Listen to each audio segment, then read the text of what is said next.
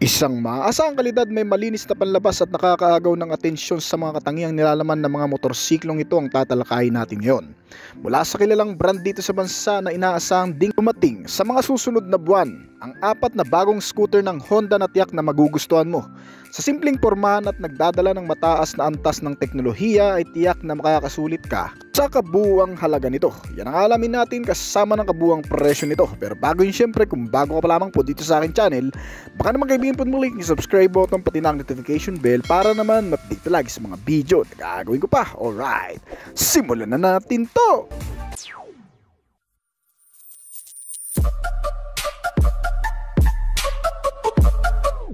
New Honda Beat 110. Ang Honda ay naglabas din ng pinakamagandang commuter na sobrang tipid sa fuel, mas madaling gamitin at mas mapapakinabangan ng marami sa pang-araw-araw.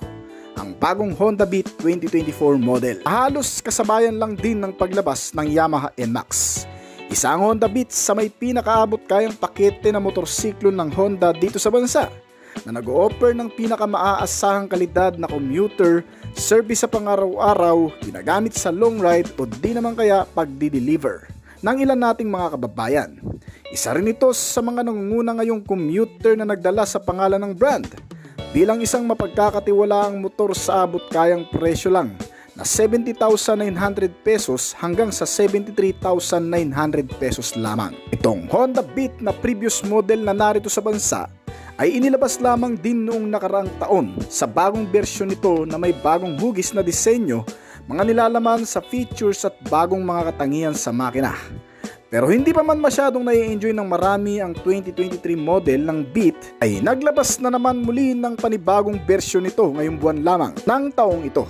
Ang Honda Beat Street Naked Handle na parang dual sporty na ang datingan. Mukhang alam na siguro ng karamihan ang magiging katapat ng motorsiklong ito once na dumating na ito dito sa Philippine market. Walang iba kundi ang kaparehong Japanese motorcycle brand na Suzuki SkyDrive Crossover. Well, kung pag-uusapan kasi ang disenyo ng bawat isa, halatang pareho kasi ang pinaninindigang postura nito sa aktual na isang scooter na para sa city na pwedeng gamitin sa labas ng kalsada o sa kahit anumang lupain. Gaya nitong Honda Beat na minana ang pagiging adventurous looking mula sa isang sikat na dual sport adventure bike scooter na Honda ADV. Ang katangian nito na agaw pansin din, katulad ng pagkakaroon ng naked handlebar, malalapad na sukat ng mga gulong at parang mas flexible sa bagong estilo nito ngayon. Mula sa previous model na narito na sa bansa, ay mas lumapad daw itong bagong modelo sa dimension. Medyo naiiba rin ng kaunti ang lighting system nito sa headlamp at mga DRL, kasama ang mga sporty graphics na nakadikit sa bawat pairings at side-to-side profile nito.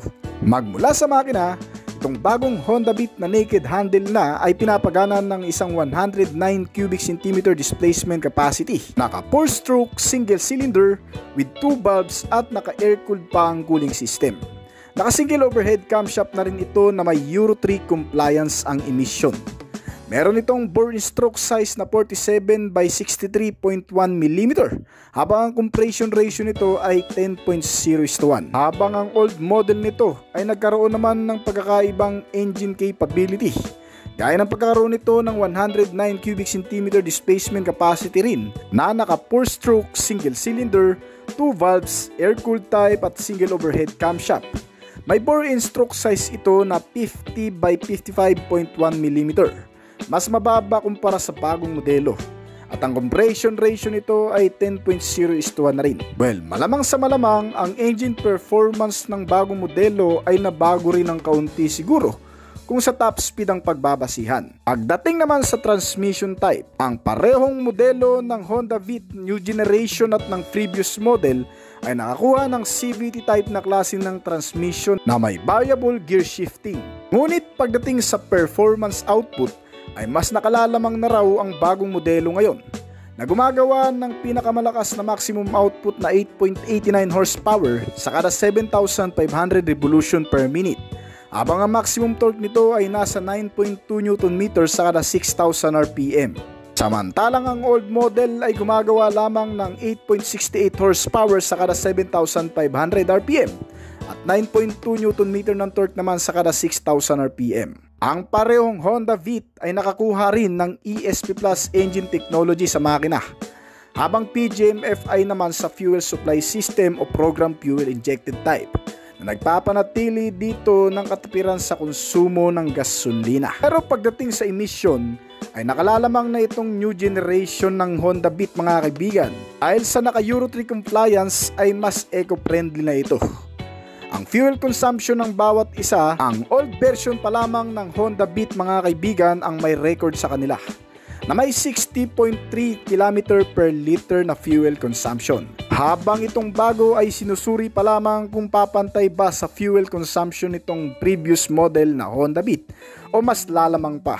At pagdating naman sa kabuuang sukat ng wheel and tires, itong new generation na Honda Beat 2024 model ay may kabuuang sukat sa front tires na 110 by 90 R12, habang ang rear tire size naman ito ay 100 by 90 R12.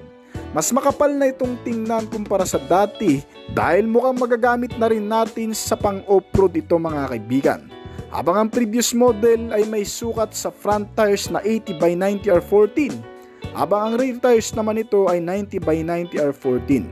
Mas malaki naman ang sukat nito at mas manipis ang kabuuan para lamang talaga sa pang city ride. Habang ang chassis and suspensions naman ng bawat isa, itong new generation Honda Beat 2024 model ay nagkaroon ng front suspension na telescopic fork, habang swing arm with monoshock absorber naman para sa rear suspension ito. Kapareho lamang ng sa previous model na narito sa bansa na may front suspension na telescopic fork with swing arm monoshock absorber. Well, pagdating naman sa safety features mga kaibigan, itong bagong Honda Beat 2024 model ay nilagyan din ng makakapit na braking system. Gaya ng sa front brake nito na may single disc brake, single piston caliper at naka-combination braking system na rin ang rear brake nito na naka-drum brake type naman. Ito ang sistema sa brake na kung saan kahit ang rear brake lamang ang gagamitin mo ay 20% ng brake sa front ay gagana rin. Halos kapareho lamang ito ng braking system ng sa previous model na narito ngayon sa Pilipinas. Wala namang masyadong pinagbago pagdating sa bagay na yan. Ang maganda lang talaga sa bagong modelong ito mga kaibigan ay mas naging convenient pa at komportable sa mga nilalaman. Gaya ng mas pinalapad na front flat footboard na mas magiging komportable ka na habang nakasakay dito. Another cargo space din ito lalo na kung ginagamit mo itong motor sa pagdi-deliver mga kaibigan. Meron itong dalawang console pocket, ang sa kanan ay may takip, habang nakalagay doon ang USB port charging system nito. At ang bulsa sa kaliwa ay walang takip na kung saan pwede mong paglagyan ng mga gamit o ng kahit ano pa. Meron din itong underseat compartment storage mga kaibigan na mas pinalaki rin, kung saan pwede mo ring paglagyan ng ilang pang malalaking gamit na pwedeng mapagkasya dito. Ang pillion seats nito ay wala namang pinagkaiba sa hugis forma kapal ng foam sa previous model. Dala pa rin nito ang rear grab bar na pwedeng hawakan ng mga angkas o di naman kaya talian ng ibang gamit na ilalagay mo dito sa likuran. Itong bagong Beat 2024 model, bukod sa napakagandang pormahan nito, meron itong mga panibagong features gaya ng mga bagong ilaw nito na naka full LED type na.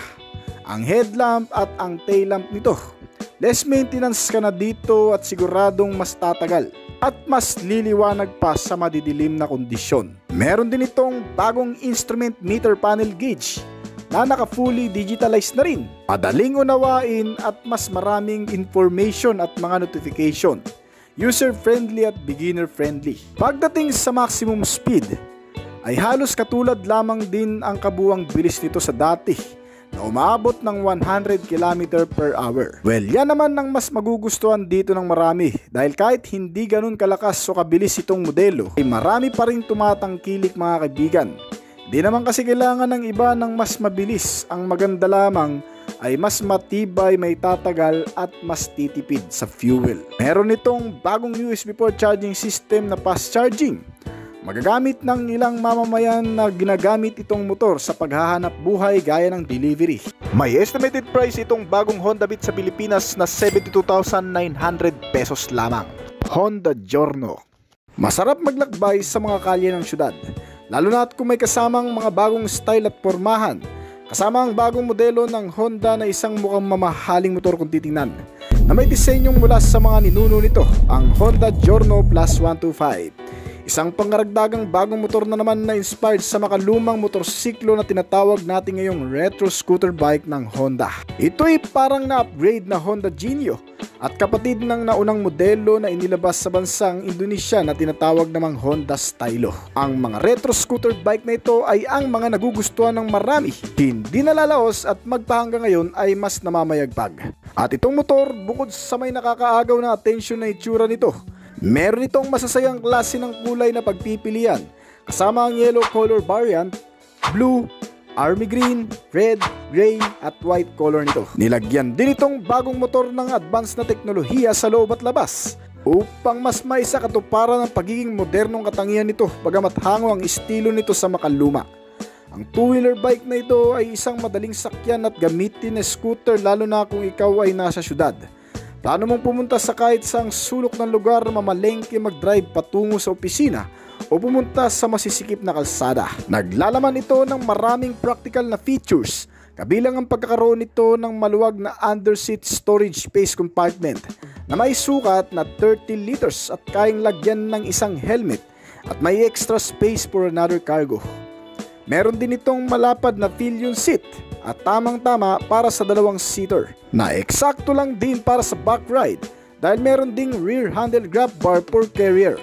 Ang mga magpaparelax sa driver nito ay ang isang malapad na front footboard na pwede ring paglagyan ng ibang mga gamit na mapagkakasya mo dito. Meron itong isang bulsa sa harapan na may takip para sa ilang maliliit na gamit, tubig at resibo. At dito na rin nakalagay ang USB port charging system nito. At bukod pa dyan, narito na rin sa harap ng stepboard panel nito ang fuel lid o lagayan ng gasolina para mas maging accessible sa marami at hindi ka nabababa ng upuan para malagyan ito ng gas. Itong bagong retro scooter, kung pagbabasihan ng kabuuang estilo, ay para lamang ding isang premium na klase ng motor. Ngayon dahil sa isang mamahaling garnish na nakalagay dito, kabilang ang nakapalibot sa circular shape headlamp nito na nagbibigay dito ng aesthetic sa feel, kasamang garnish na pinagdidikitan ng flagship name na mayroon ding kaunting chrome accent. Bukod pa dyan, nilagyan din ito ng high-tech features gaya ng ignition system nito na naka-smart keyless entry na.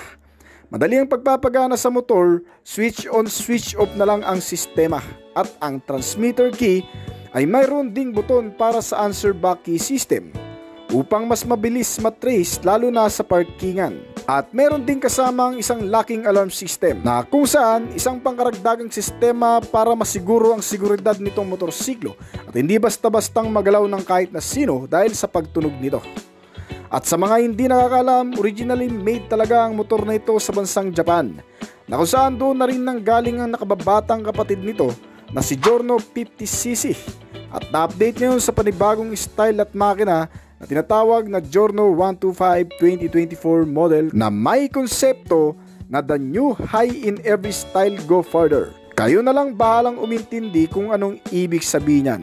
Ito kasi may sariling estilo na mas mataas tingnan sa karamihan.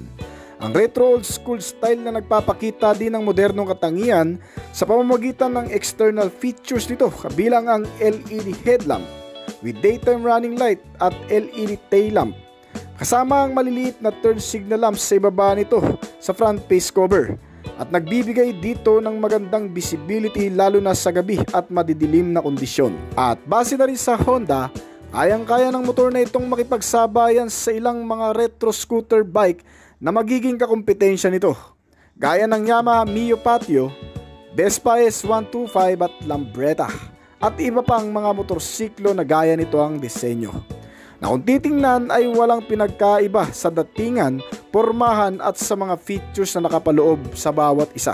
At ang nagpapatakbo sa bagong motor na Honda Giorno ay ang 124.7 cubic centimeter displacement capacity o 125cc nito, na naka single cylinder, 4-stroke single overhead cam at naka 4 valves na makina. At magagamit mo rin ito sa malayuang biyahe kung mapagtitipan mo pumunta sa malalayong lugar, dahil hindi rin basta-bastang mag-iinit ang makina nito sapagkat nilagyan ito ng magandang cooling system na water cool type. Meron din itong fuel supply system na tinatawag na PGM-FI o Program Fuel Injected Type ng Honda, at sinamahan din ito ng ESP Plus engine technology na nagko-contribute sa maayos na pagtakbo ng makina nito at upang walang masyadong marinig na ingay o dragging habang umaandar ang makina nito. At isa pa, ito rin ang dahilan kung bakit sa eksaktong dami ng fuel ay kaunti lamang ang nakukonsumo kapag tumakbo na. At speaking sa fuel, meron itong fuel tank capacity na 5.4 liters. Malaki na yan at hindi ka natalo dyan. Lalo pat nagbibigay ito ng mas matipid na fuel consumption na umaabot ng 50 km per liter. Meron itong motor na compression ratio na 11.0:1. At ang makina nitong motor ay ipinares din sa isang CVT type na transmission o tinatawag na continuously variable type na gumagamit ng V-belt para mapagana ang kabuuang sistema nito. Gumagawa ito ng maximum output na 11 horsepower sa kada 8,500 RPM at maximum torque na 10.8 Nm naman sa kada 5,500 revolution per minute. At meron itong motor na estimate top speed na umabot ng hanggang sa 100 to 105 km per hour. Bukod sa magandang disenyo, ilang mahalagang features ay sinamahan din ito ng mga safety and security features. Kabilang ang braking system, ang parehong gulong kasi nito ay makakapit din sa pamamagitan ng binalutang brake nito na binubuo ng disc type sa front at leading drum brake naman para sa rear. Kaya ang kapit nito, sigurado pagdating sa emergency braking ay hindi ka ipapahiya. Sinamahan din ito ng alinman sa anti-lock braking system o ABS at isang combination braking system o CBS. Depende sa variant na pipiliin mo. Kasi sa dalawang klaseng variant nito, ang top-end variant ang nilagyan ng ABS samantalang ang low-end variant nito ang naka-combination braking system.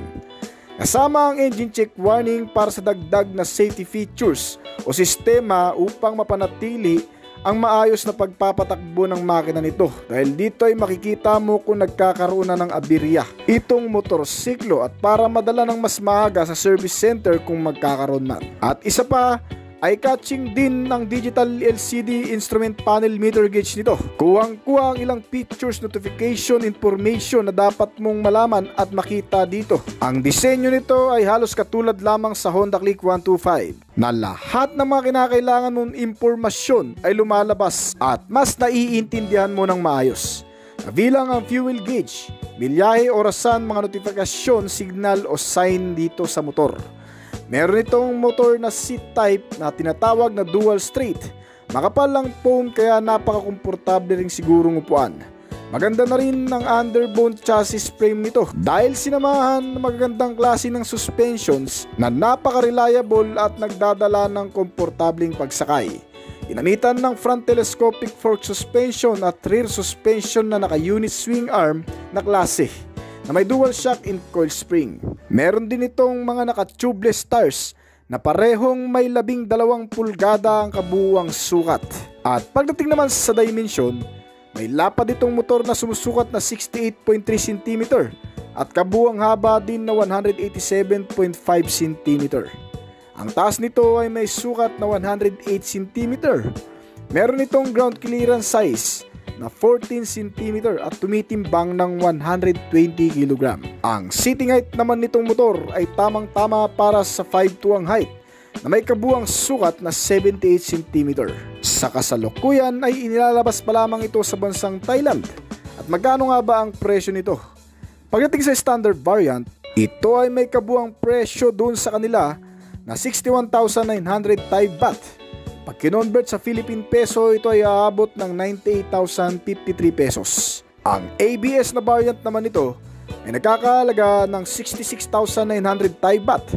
At sa Philippine peso, ito ay aabot ng 105,974 pesos dito sa bansa. Honda Stylo 160. Inilabas na ang bagong modelo ng Honda na isa sa magiging pampatong motor para sa kanilang retro style motorcycle scooter ngayong taon. Ang pangkaragdagang motor din mula sa brand na may 160cc engine displacement gaya ng sa Honda ADV, Honda PCX, Airblade at Honda Click 160 na narito na sa bansa. Ang bagong modelong ito na tinatawag ngayong Honda Stylo 160 ay isa rin sa pinakamagugustuhan mong motor, lalo na kung type mo ang mga ganitong klase ng disenyo, mala old school o retro looking na sinamahan ng mga modernong mga katangian na mapapakinabangan mo sa pang-araw-araw. Itong bagong motor ay talagang kaakit-akit mula dito sa design ng external. Nilapatan ng mga gandang klase ng color combination na may kasamang mga chrome accent garnish at silver grab bar. Meron itong kulay brown na upuan at medyo makakapal na foam. Kasama ang iba pang makalumang bahagi nito gaya ng kakaibang hugis ng headlamp at taillamp at isang front flat footboard. Ilabas ito na may dalawang klase ng variant na pagpipilian, ang CBS variant at ang ABS variant nito. Ang parehong variant ay may tig-tatlong klase rin ng kulay na pagpipilian. Simulan muna natin sa CBS variant. Ang kulay na available dito ay ang black, beige at color red. Ito ay mga nakamat at finish na klase ng paint job.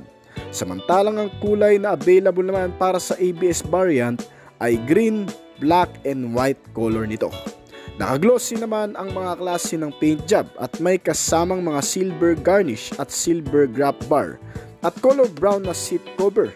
Kaya mas madali mong makikilala kung ano ang naka-ABS at CBS nito. Pagdating naman sa makina, itong motorsiklo ay pinapagana ng 156.9 cubic centimeter displacement o kabuang 160cc engine. Naka single cylinder, 4-stroke, single overhead camshaft at 4 valves gaya ng ibang malalakas na motorsiklong scooter ng Honda na nasa Pilipinas na. Ngayon ang motor na ito ay nakakuha rin ng isang modernong katangian sa makina na tinatawag na ESP Plus engine technology. Para sa tahimik na pagpapaandar, minimal na dragging at pagpapataas ng fuel economy. Ito ay tumutulong din sa pagpapalakas ng arangkada na siyang nagugustuhan ng marami ngayon. Kasi nga naman wala ka nang maririnig na ingay kapag in-start mo na itong motor. Hindi mo rin po problemahin ang pagpiga ng throttle, lalo na sa mga paahon na kalsada kasi wala ka nang mararamdamang dragging dito. Ang fuel consumption din ito ay talagang matipid kasi kaya nitong umubos ng 1 litro sa layo ng 45 km na tinakbo. Meron din itong tinatawag na PGM-FI para naman sa fuel supply dito na nakakonekta ang mga ito sa isang automatic transmission na naka-CVT at gumagawa ng lakas na 15.15 horsepower sa kada 8,500 RPM at 13.8 Nm naman para sa 7,000 revolution per minute. Ang average top speed nitong Honda Stylo ay umaabot ng 120 km/h. Yan ay average pa lamang, depende pa rin yan sa makakagamit nito. At syempre kung tatanungin nyo naman kung pwede ito sa mga long ride, well ang sagot dyan ay pwede naman. Meron kasi itong malaking fuel tank capacity na 5 liters. Matipid din kumonsumo kaya malayo-layo na rin ang mararating natin. Isa pa, naka-liquid cool type din ang cooling system nito kaya hindi siya initin. Ibig sabihin hindi siya prone sa overheating kahit pa mababad sa biyahe. Kaya talagang napaka-reliable nito, mapa city ride at long ride. Alright. At mapunta naman tayo sa iba pang aspeto nitong motor. Ang bawat gulong ay sadyang makakapit. Bukod sa makakapal ay naka-tubeless na rin. Meron nitong sukat sa front na 110 by 80R12 at 130 by 80R12 naman para sa rear tires nito. Pagdating sa brake, ginamitan din ng parehong disc sa front and rear na may sukat na 220mm Nissin single caliper piston sa parehong harap at likod para sa malakas na stopping force nito. Kasama ng magagandang klase ng chassis and suspension. Ang inilagay sa motor na ito para mas mapatibay ay ang ESAP chassis frame o tinatawag na Enhanced Smart Architecture Frame. Magaan ito at napakatibay. May front suspension ito na telescopic fork at rear suspension na swing arm with shock and coil spring. At ang iba pang mga gamit na mga modernong features nito, gaya ng naka-LED type na mga ilaw, ang headlamp na may kasamang LED type na daytime running light sa palibot nito, mga turn signal light din, at ang LED type na tail lamp na tumutulong para lalo tayong maging visible sa gabi. Sinamahan din ito ng isang full digital instrument meter panel gauge na may kumpletong impormasyon at para sa readout ng rider sa mga kaganapan nitong motor, gaya ng digital speedometer, trip meter, RPM, digital clock, fuel gauge, mga notification signal at ang ABS sign na lumalabas dito. Bukod pa dyan, sinamahan din ito ng idling stop and start system na tumutulong para mas mapatipid ang pagkonsumo ng gasolina. Itong bagong Honda Stylo 160 ay nakakuha rin ng USB port charging system para sa mga lobat na gadget. Kaya napaka-convenient talaga nito. May maliliit na bulsa, lagayan ng ibang gamit, kasama ang retractable hook para sa mga pwede mong isabit. At ang malaking underseat compartment storage na may 16.5 liters ang kabuang sukat. Pwede ka dito maglagay ng mga kapote o bag. Kung pag-uusapan naman ang safety measure, bukod sa makakapit na preno, sinamahan din ito ng alinman sa ABS o CBS na sumusuporta sa biglaang pagpipreno. Ang ABS nito o anti-lock braking ay nag-a-unlock sa mahigpit na kapit nitong brake kapag bigla mong nagamit sa hindi naasang pagkakataon. At ang naka-CBS naman ay para sa ligtas na paggamit nitong preno. Ang ignition system nitong motor ay pwede ka rin mamili kung alin man sa naka-smart keyless entry at isang naka-manual key na may shutter lock system for security. Ang keyless entry ay may kasamang answer back key system at isang anti-theft alarm. Meron itong compatible size na bagay lang din sa height nating mga Pilipino. Ang komportableng ground clearance nito ay may sukat na 150mm. May seating height ito na 768mm at may bigat na 121kg. Ang motor na ito ay talagang maganda kung ikukumpara sa mga bagong motor na narito sa bansa. Inilabas pa lamang sa bansang Indonesia na may kabuuang presyo na mula sa 27,550,000 hanggang sa 30,420,000 Indonesian rupees. Na kung i-convert natin sa Philippine peso, ito ay aabot ng 98,526.44 hanggang sa 108,790.36 pesos. Honda Click 160 ABS. Noong unang inilabas sa bansang Honda Click 160, marami ang natuwa pero marami din ang nadismaya sapagkat ang inaasahang malaking pagbabago sa naturang pinakamagandang motorsiklo ay nabitin pa dahil sa ang dumating na klase ng Honda Click 160 dito sa bansa. Noong year 2022 ay ang standard version lamang nito na walang ganong modernong amenity gaya ng sa Honda Click 160 na inilabas sa ibang bansa na talagang kumpleto na. Kaya naman ang ilan sana sa bibili na ay biglang nag-backout pa at naghintay na lang ng iba pang modelo na paparating. Pero gayon pa man, pumatok pa rin naman sa ilang mamamayan ng pagiging maaasahan nito kahit papano.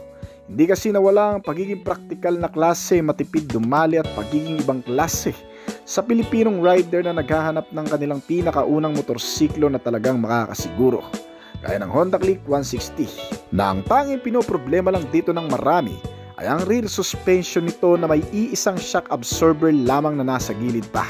Pero bagamat ganun, kung ikukumpara mo naman ang motor na ito sa ilang mga brand competitor, ay hindi hamak na mas makakalamang talaga ito hindi lang sa pormahan kundi pati maging sa inilalaman nito. Lalo pat ngayon ay ini-announce na rin ng brand na ilalabas na sa bansa ang pinakabagong version nito na Honda Click 160 ABS version. Ang matagal nang hinihintay din ng marami itong Honda Click ABS version kasi kung ikukumpara natin sa standard variant na narito na sa bansa, sa look, style, engine capability, performance, convenient, pagiging comfortability ay halos parehong-pareho lang naman mga kaibigan. Ngunit pagdating sa safety and security, ito ang talagang pinagkaiba ng dalawang variant na ito.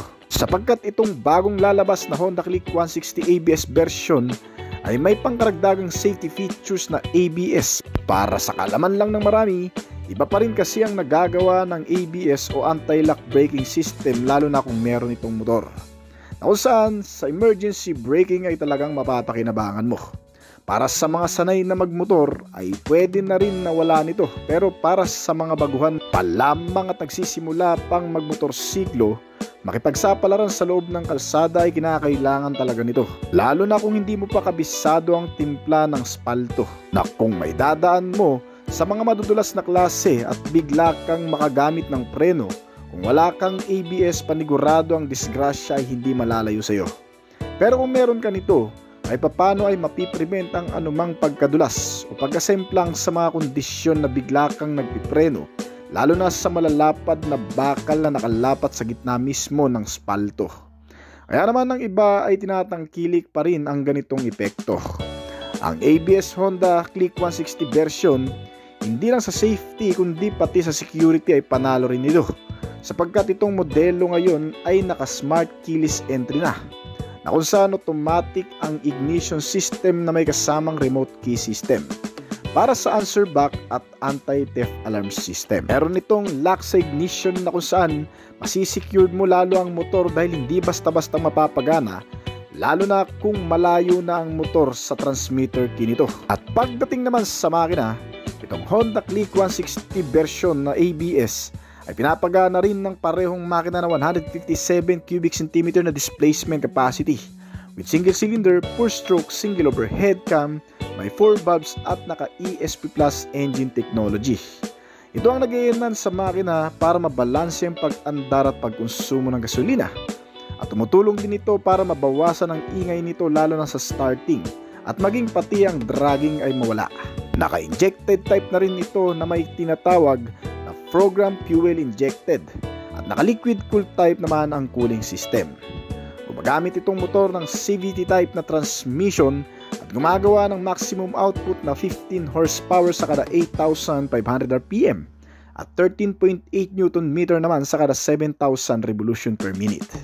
May average top speed ito na nagagawa na umaabot ng hanggang sa 120 to 125 km per hour. At meron din itong fuel tank capacity na 5.5 liters. Malaki-laki yan mga kaibigan, kaya malayo-layo rin ang mararating mo, sapagkat kumukonsumo ito ng napakatipid na paraan na umaabot ng 40 to 45 km per liter. Kasama rin sa pagpapabuti ng bawat pagsakay sa pang-araw-araw gamit itong Honda Click 160 ay ang marami nitong nakapaloob na mga convenient features na sobrang mapapakinabangan ng marami, lalo na sa pagdi-deliver. Gaya ng pagkakaroon nito ng front footboard, mga bulsa na may takip sa harap at may kasamang retractable hook pa na sabitan. Isang malawak na underseat storage na kasya naman ang full face helmet. May isang malapad na pillion seat na para sa dalawang katao na may rear grab bar pa na pwedeng pagtalian o hawakan na rin.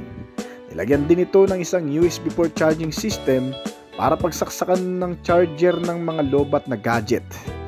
Meron itong mga advanced features gaya ng idling stop system na siyang tumutulong din para mabawasan ang anumang konsumo ng fuel sa oras na tayo ay mapapahinto sa mga traffic.